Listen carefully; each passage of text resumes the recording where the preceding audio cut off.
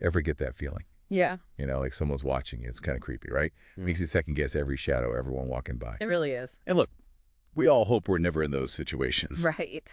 But being prepared, way better than freaking out, don't you think? Absolutely. 1,000 times better. So that's what we're diving into today, that practical awareness stuff. Okay. We found this blog post, by the way, called You're Being Followed.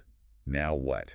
Um, Catchy, right? well, definitely grabs your attention. It's from a website all about safety and self-reliance, so you know they're serious. Oh, yeah, for sure. They don't mess around. And that feeling you mentioned about being watched, that's not just paranoia, It's like instinct, right? Oh, totally. Yeah. Like fight or flight kicking in.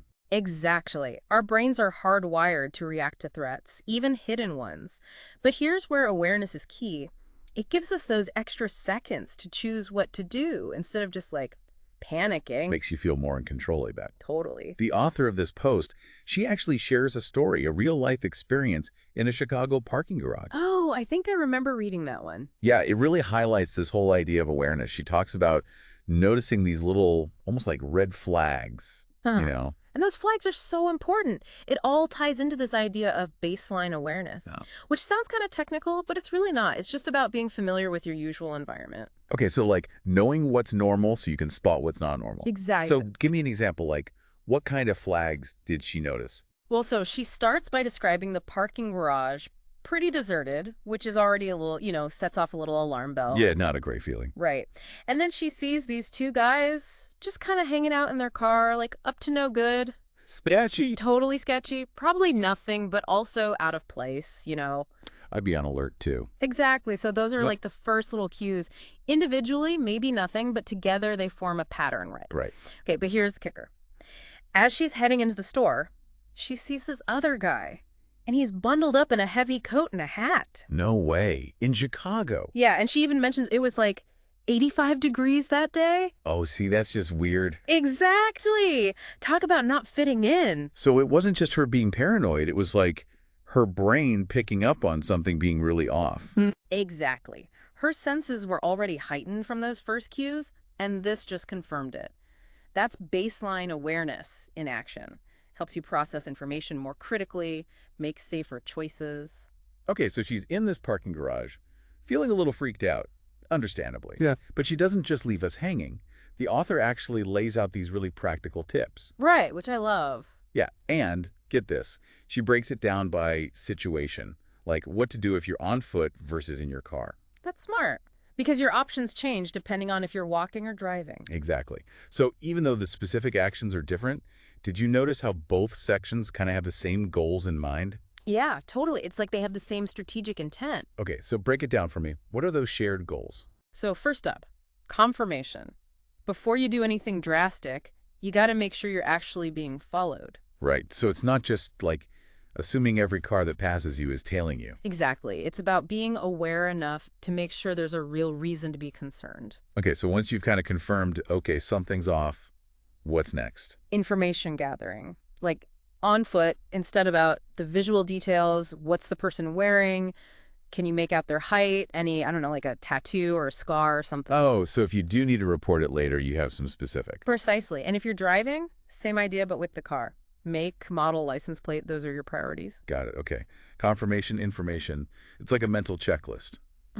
What else? Then there's deterrence, which basically means making yourself a less appealing target. Projecting confidence, changing your route, even just like pulling out your phone and pretending to make a call. Oh, to make it look like someone knows where you are. Exactly. It sends a signal that you're not an easy mark. And that works both on foot and in your car. Interesting. So you're not just trying to get away, you're also trying to, like, discourage them. Exactly. And then, of course, there's escape and safety. This is about getting out of that situation and to a safe place ASAP. Which, if you're on foot, she says don't go home. Which makes sense. That's the last place you want to lead someone who might be following you.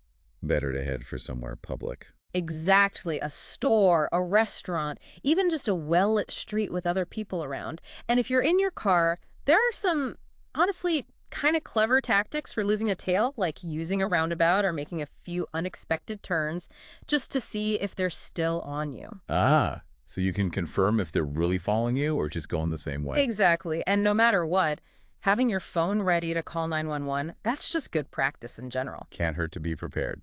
Right. Better safe than sorry. It's funny, right? You read an article like this, and it's like a light bulb moment. Right. You start thinking about all these situations you never even considered before. So, like, the article gives you the tools, but then it's up to you to apply them, you know? Exactly. So, like, what are some things that come to mind for you? Like, how do you actually use this stuff in your own life? Well, I think a lot about my daily routine, you know? Like, where am I? What's around me? Am I walking down a busy street, everyone's kind of doing their own thing? Or am I, like, on a quiet street where, I don't know, someone standing on the corner would stand out? Interesting. So your environment kind of dictates how aware you need to be. Exactly. And sometimes, honestly, we can't be super vigilant all the time, right? Like, I'm thinking about my morning commute, I'm barely awake, let alone looking for, like, potential stalkers. Totally. I'm the same way. But even just knowing that, you know, knowing that there are times when we might not be as alert, that in itself is a step towards being safer. So being aware of your awareness, Yeah. that's meta. Right. And there's another layer to this whole thing, something we haven't even touched on. Do tell. This article focused on like real world physical safety. But what about online? Oh, right. Digital stalking and all that. Exactly. It's a whole other beast, but just as important. We leave these digital trails everywhere, and unfortunately, not everyone's intentions are good. Yeah, that's a whole other deep dive waiting to happen. For sure. But for today, the big takeaway for me is this. Being prepared doesn't mean being scared. It's about having the knowledge and the skills to stay safe, whatever the situation. I love that. Feeling empowered, not paranoid. Exactly. So next time you're out and about, just like take a second to check in with yourself. How aware are you? What are your surroundings like? What would you do if? It doesn't have to be this stressful thing, just a quick mental check. Exactly. You've got options. And hey, worst case scenario, you have a great story for your next party. Like, remember that time I totally outsmarted a potential stalker? Right. Thanks for geeking out with us on this one. Stay safe out there, everyone, and we'll see you on the next deep dive.